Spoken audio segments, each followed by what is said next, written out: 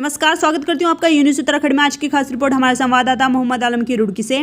उत्तराखंड सरकार भले ही अरबी मदरसों की 3 सदस्यीय कमेटी से जांच कराने की कवायद में जुटी हो, लेकिन मदरसा प्रबंधकों में इससे कोई डर या दहशत जरा भी नहीं है। हालांकि कुछ उलेमाओं का कहना है कि सरकार को ऐसे मदरसों की जांच करानी चाहिए जिन्हें सरकार सहायता प्रदान कर रही है, या ऐसे मदरसे जिनके पास भारी भरकम बजट आते हैं। जमीयत उलेमाए हिंद के जिला महामंत्री और मदरसा इरफानुल उलम रामपुर के प्रबंधक मौलाना नसीम कासमी ने बड़ी बेबाकी के साथ कहा कि अरबी मदरसों में जांच को लेकर किसी तरह का कोई डर या भय नहीं होना चाहिए। सरकार एक नहीं बार बार जांच कराए, उनका कोई नुकसान नहीं है। जांच को लेकर सरकार की नीयत भी ठीक नहीं है।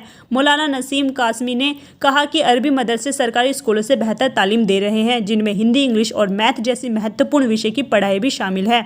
उन्होंने कहा कि सरकार अगर मदरसों की जांच शिक्षा का स्तर बेहतर बनाने के उद्देश्य से कर रही है तो बेहतर है, अगर कोई दूसरा उद्देश्य है तो फिर गलत है। मौलाना नसीम ने कहा कि आज के समय में अरबी मदरसों ने पढ़ाई का नया माहौल बनाया है, जिसमें बेहतर तालीम दी जा रही है। उन्होंने कहा कि मदरसे की मान्यता लेने में बहुत बड़ी परेशानी का सामना करना पड़ता है। उत्तराखंड मदरसा बोर्ड से मान्यता लेने के लिए काफ़ी चक्कर लगाने पड़ते हैं और बिना रिश्वत के कुछ नहीं होता। उन्होंने कहा अरबी मदरसे हमेशा से देश में आपसी भाईचारे और सौहार्द का माहौल बनाते आए हैं, जहां पर दहशतगर्दी का कोई सवाल ही नहीं उठता।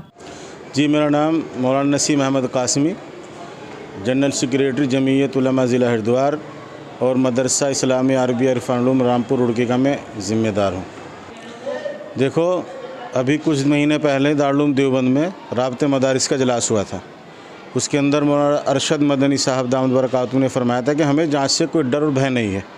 मैं भी ये कहता हूँ कि हमें मदरसों की जांच से कोई डर और भय नहीं है, बल्कि नीयत पे, सरकार की नीयत के ऊपर शक है कि सरकार सर्वे क्यों कराना चाहती है, मकसद क्या है। मकसद अगर उनका तालीमी स्तर को ठीक करना है तो जांच कर ले, कोई दिक्कत नहीं है। लेकिन मैं ये कहूँगा कि मदारिस इस्लामिया जो हैं सरकार का ताउन कर रहे हैं, इतने सारे बच्चों को पढ़ा रहे हैं, शिक्षा दे रहे हैं, जो सरकार का काम था शिक्षा देने का, मदरसे कर रहे हैं। इसलिए सरकार के ऊपर इन मदरसों का एहसान है कि वो नाखानदगी को, अनपढ़पने को दूर कर रहे हैं। इसलिए इनके अंदर छेड़छाड़ करना जो ख़ास तौर से आज़ाद मदारिस हैं वो ठीक नहीं है, क्योंकि ये अपने एतबार से अच्छी निहज के ऊपर चल रहे हैं, अच्छी तालीम दे रहे हैं। दूसरी बात ये है कि जो सरकार के स्कूल हैं, वो प्राइमरी हो, जूनियर हो, वो शिक्षा मंत्री जो हैं, शिक्षा विभाग को देख रहे हैं, उनका मैंने मोबाइल के अंदर पढ़ा, वो लिखा था उसमें कि हम तालीम की गुणवत्ता को चेक करेंगे। बिल्कुल चेक कर लें। और मैं तो ये चैलेंज करता हूँ कि जो प्राइमरी स्कूल हैं उन बच्चों को ले आओ, जूनियर के बच्चों को हमारे यहाँ ले आओ और हमारे बच्चों का आपस में बैठ के इम्तिहान करा लो, जायज़ा ले लो कि कौन अच्छा पढ़ा रहा है।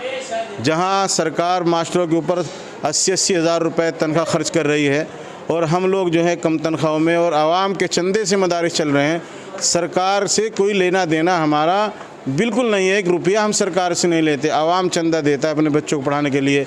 निःशुल्क हम तालीम देते हैं, यहाँ उनके खाने पीने का भी नज़्म करते हैं। बाहर से कोई पैसा हमारे मदरसों के अंदर नहीं आता, जैसा सरकार को शक है। और इसी तरीके से हम एक अच्छा शायरी, हिंदुस्तान का अच्छा शायरी बनाकर मदरसों से निकालते हैं। और जो वतन से मोहब्बत करना और जो है वतन को तरह की किस तरीके की शिक्षा हम देते हैं यहाँ अपने मदरसों के अंदर। तालीम के ऊपर फोकस करे, तालीम के ऊपर सरकार जो है ध्यान डाले कि स्कूलों के अंदर तालीम क्या हो रही है। सिर्फ जो है कोर्स बांधने से तालीम नहीं होती, बल्कि उनको पढ़ाना भी है। अब कोर्स का NRC का कोर्स पढ़ाओ, वो इतना हार्ड कोर्स हो गया। बाद बच्चों को पहली क्लास में बच्चों को दीदी किताब इतनी मोटी, और जो है उस पर ABCD आती नहीं है, आगे पता नहीं उसे कैसे पढ़ाएं। सरकार जो है कोर्सों के ऊपर ध्यान दे, जो कोर्स बना रही है सरकार।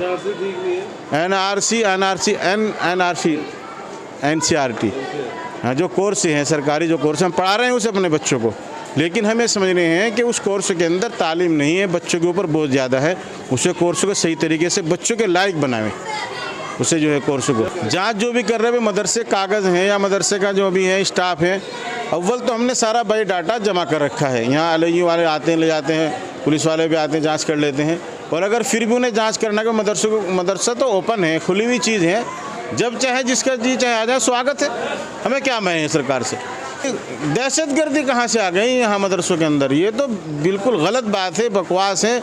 इतिहास से किसी तरीके से भी कोई साबित नहीं कर सकते इस चीज़ को कि दहशतगर्दी की तालीम मदरसों के अंदर है।